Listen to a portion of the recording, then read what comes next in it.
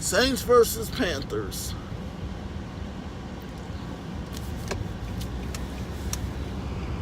Monday Night Football. Low scoring game.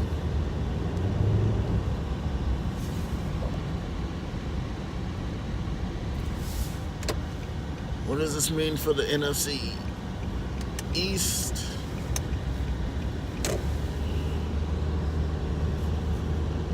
What does that mean for the Panthers? All that's coming up next. Stay tuned.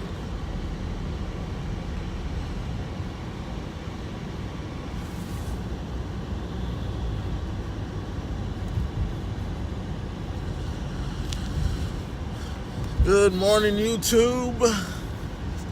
Welcome to another edition of Home the Word Vibes.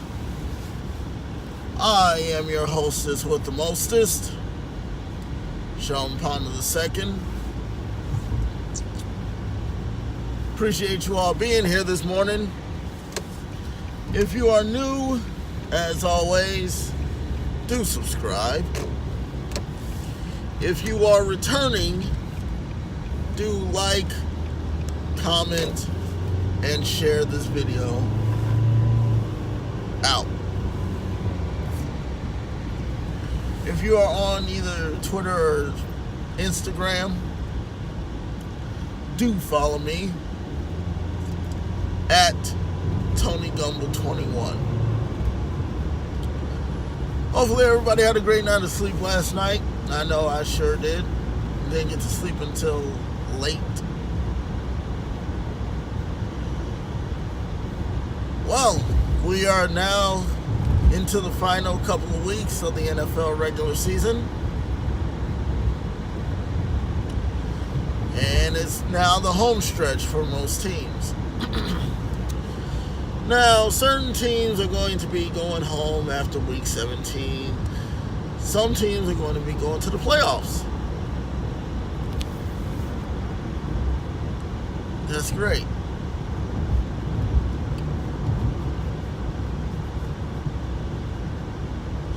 We had a couple of NFC South rivals going at it last night, and I need to omit what I said earlier. NFC East. NFC East is the NFC East is Dallas, Philadelphia, New York Giants, so on and so forth. And anyway, the NFC South, two NFC South powerhouses going at it.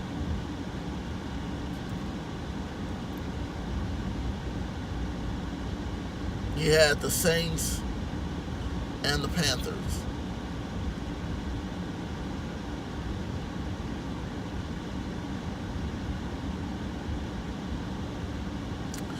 It was a very low scoring game, to say the least. The final score,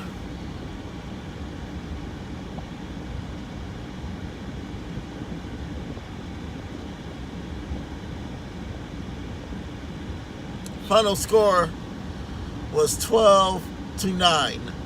Yes, you heard it. 12-9. Drew Brees went for 23 of 35, 203 yards, no touchdowns, which is rare, and one interception.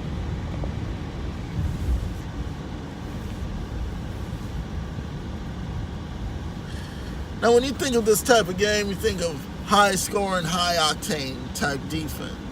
Type offense and defense. But that simply wasn't the case. The Panthers are really good. In fact,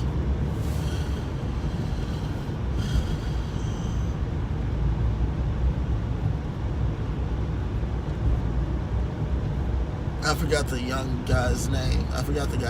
But Christian McCaffrey ran it for 50 yards without being touched. 50.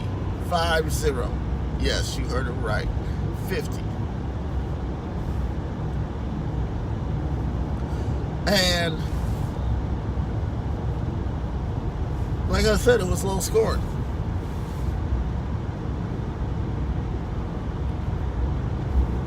It was low scoring.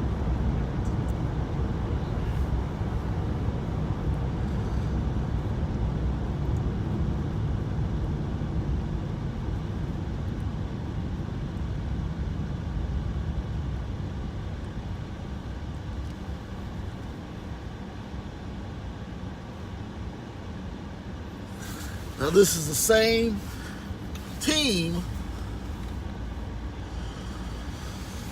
who was up there with the Chiefs, the Patriots, and the Rams.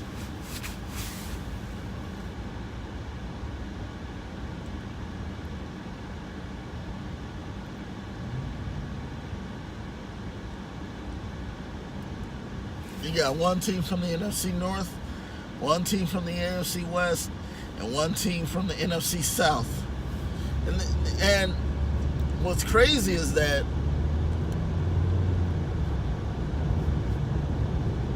Drew Brees is the guy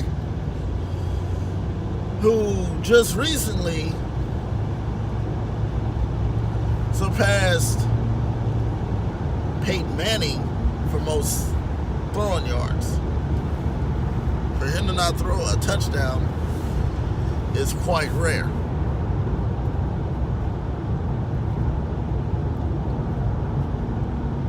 But I tell you what, Alvin Kamara, that guy, you put him and Mark Ingram in the fold, and guess what? It's over. It's over with. You can't put a price on that. You really can't. And the reason why you can't is because you have two stud running backs. In fact, that whole offensive and defensive line is some kind of wonderful. They are.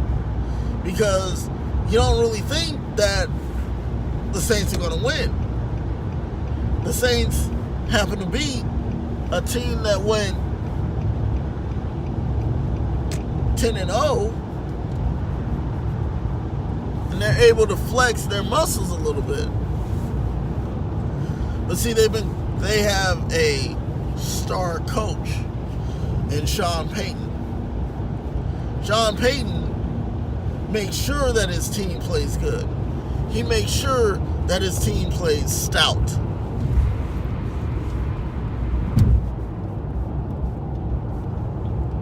And he has backups for if the starters are starting to get fatigued.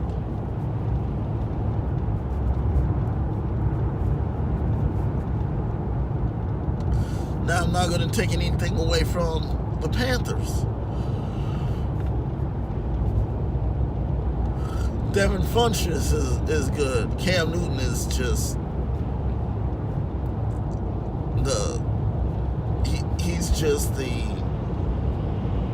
he's the man. He's the man. I mean, to be that athletic and that agile and that flexible and that mobile, those things go hand in hand. Those things go hand in hand. You can't, there would not be a way. There is not a way. Let's just say that. There's not a way to stop Cam Newton. He's either going to pass it, he's either going to run it,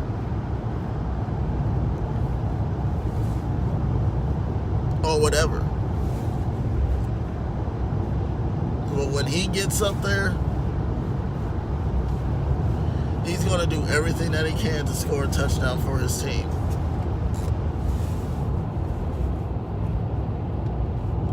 He's going to do whatever he can to score a touchdown for his team. And believe you me, he's one of those quarterbacks that you want to have on your team, because he can make a big play out of a no play situation.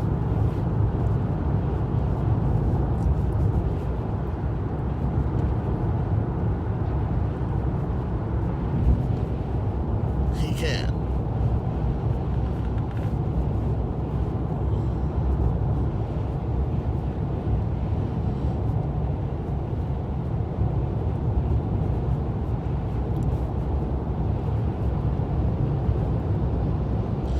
Now, Drew Brees, future quarterback Hall of Famer, this guy is spectacular at what he does. He can also run. He can also pass. He can also dish it off. And see, he has a coach that lets him do that. He has a coach in Sean Payton, who I respect very much, who lets him play his type of game. And that right there is what quarterbacks need. Quarterbacks need that coach behind them saying, all right, do you want to play? How do you want to play your game? How do you want to play the game that you know? Well, I want to play like this, and this. Okay. Now, one thing that you want to do, though, is you want to have a play that you like to run or pass or do whatever. And same things you go for. This is how it should be done. Should be. The coach should bring in the entire offensive line, and he should ask them, what type of offensive play style do you like? Come up with about 5 to 6 different ones, because what you're wanting to do is you're wanting to outduel your opponent. You're wanting to outduel your opponent. That way, you're not throwing the same type of plays. And switch it up every now and then. Switch up the plays. Like, do one play, bam, and do another play. Have it like switch it up. Switch it up. When you think someone is going to think pass, you think run. Someone thinks run, you think pass. Something like that. Wildcat. The Wildcat. Boom. Throw a Wildcat scenario at them. Throw a screen at them. Because screens in the NFL are pretty successful. Throwing a screen is pretty successful, I think. And I've seen many NFL games where the screen has become very effective. You throw a screen, you're liable to get plenty of yards. You're likely to get plenty of yards. But throw some different schemes at them. Throw some schemes that they're not ready for. And another thing that I think is kind of all right, but is when they scramble or when they no huddle. That's it. When they no huddle, because huddle. That means that gives the defense, that's a disadvantage for the defense, because the defense is scrambling. They just got done with the play, and now they're having to get up to the line to make another play, and 9 times out of 10, the quarterback will spike it. You just wasted a good 20 seconds. You wasted a good 20 seconds trying to no huddle, and then you spike it. excuse me, and then you spike the football. Wow. I personally don't like that. I think that's a waste of time. But that's what happens when a team doesn't have any more timeouts. They have to spike it, and that normally comes in the second quarter with 2 minutes left, or probably the fourth quarter with a minute left. That's how it normally is. But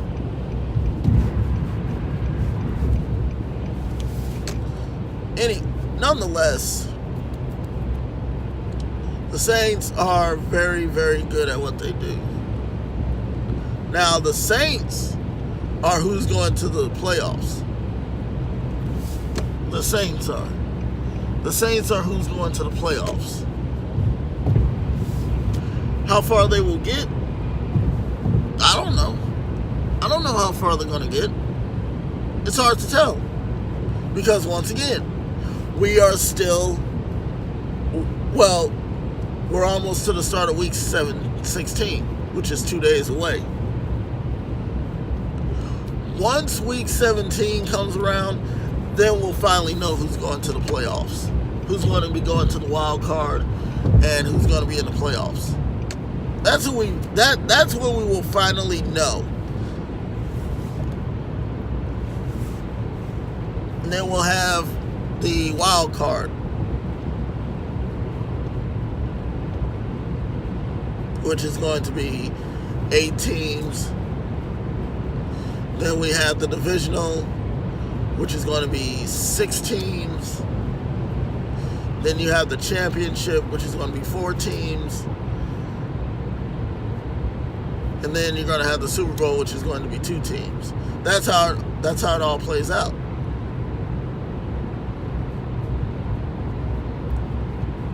That's how it all plays out.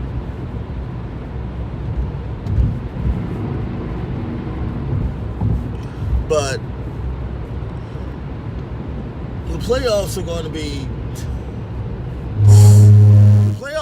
super exciting. I can already tell. It's going to start off with the wild card. Then it's going to go down to the divisional. Then it's going to go down to the championship. And then, wow,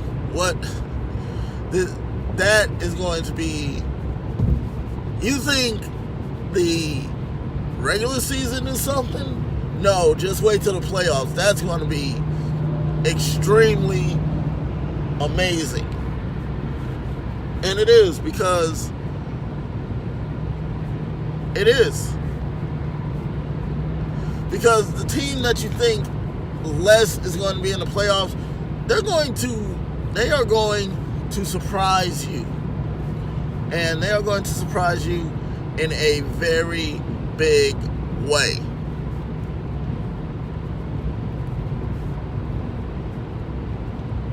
I mean, look at the Ravens. They might have lost. If they win this game and the next game, they're going to the playoffs. The team that does not do so well, they might have a chance.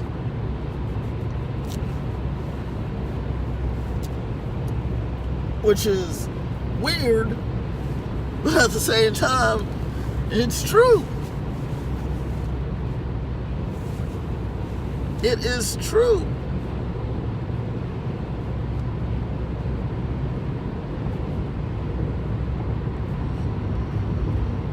It's true. Man, I'm telling you. I am telling you. It is.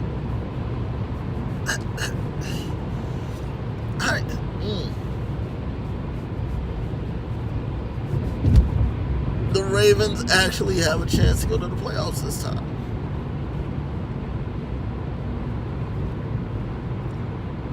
Which is amazing. I can't believe that.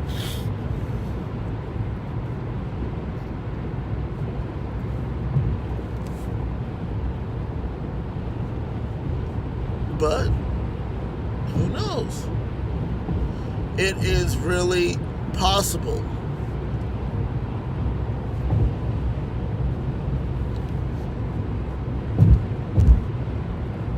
It's not impossible. But once we get to week 17, that is when the stage will be set for who's going to the playoffs, who's going to the wild card, and who has that first round bye.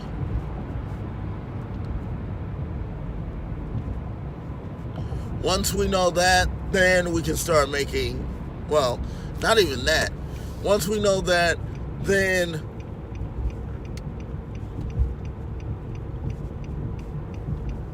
we can start making our predictions on who's going to go further.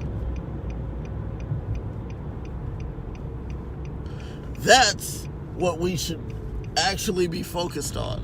Not who's going to the Super Bowl, but who's going to the playoffs. Who has a shot of going to the playoffs? Who has a shot of actually making it to the playoffs? That is what we should be focused on. That's what we should be focused on. Week 17, oh, guess what? It's going to be a madhouse. And week 17 is actually the week that teams are going to put their best foot forward. And what else is funny is that week 17, teams are going to sit their starters and put in their backups, which means that their backups have to be good. Because this is the, I'm telling you right now, this right here, those who are not going to the playoffs, this is their audition for next season. I believe that what week 17 is a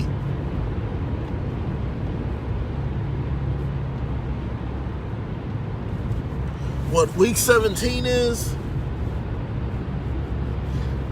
a dress rehearsal for who's probably going to be let go at the end of the season and who's probably going to stay at the end of the season.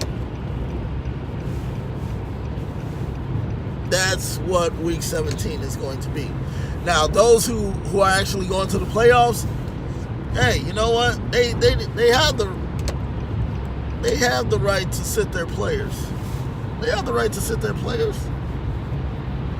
But those who are not going to the playoffs, this is their dress rehearsal for next season. This is their dress rehearsal for who's in and who's out as a player in the team.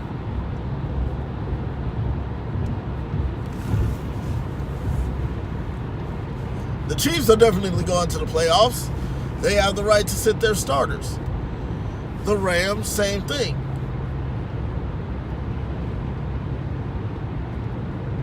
But those who are not going to the playoffs,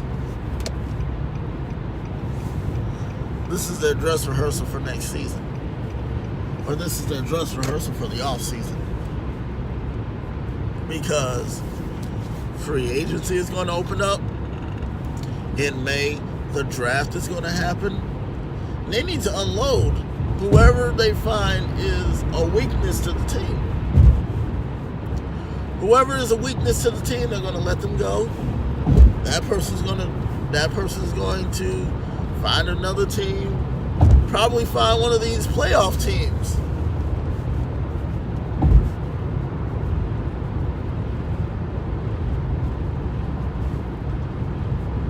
Boy, had Dez Bryant been healthy and not tweaked his foot or tweaked his ankle, that guy would have been a stud for the Saints. And the Saints are probably going to keep him. Saints are probably going to keep him. Saints are probably going to retain him.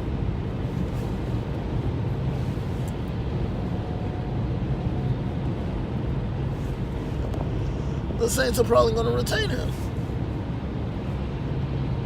Because it would make no sense for the Saints to get him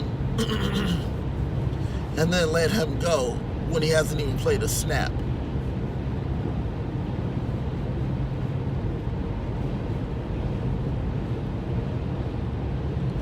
You know, at least play him for a little bit. See if since he's injured for the rest of the season, just wait till next season. Give him a shot. Let him see what he has and then make a decision.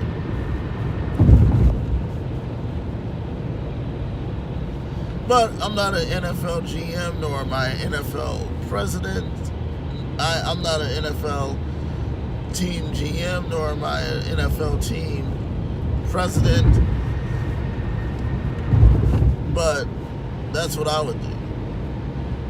If this was your contract year, we would see just how good you did. If you did so-so, then you would get considered for a contract. If you did extremely well, you would still get considered for a contract. If you did a bonehead job, then, you know, to each his own. But once week 17 comes, then we'll know who's going to be in the playoffs. That is the way to go. You wait till week 17. You know, you can talk about the teams week 1 through week 16. But when week 17 comes, that's when you want to actually start making your predictions on who's going to the playoffs. That right there. Anyway, YouTube, I'm going to sign off here. I have to get my mind right for work. Anyway, it's been extremely fun. If you are new, do like. If you are new, do subscribe. If you are returning, do like, comment, and share. If you are on social media, do follow me on Twitter and Instagram at TonyGumble21. Remember, live your life the way you want to live it, not the way someone else wants you to. I'm Sean Ponder. I'm signing off. I'll see you all later. Take care.